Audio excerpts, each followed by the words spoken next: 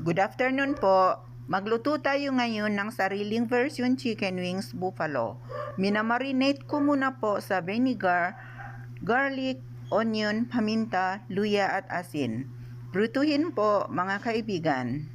Luto na po. Sa parehong kawali, binawasan ko lang ang mantika. Gisahin ang onion at garlic. Ibuhos ang sweet chili sauce at oyster sauce. Haluin at ilagay na po ang piniritong wings. Dahil wala po akong sesame seeds, nilagyan ko na lang ng siling haba to add more aroma. Luto na po. Please react, comment, share, and follow po. Thank you for watching.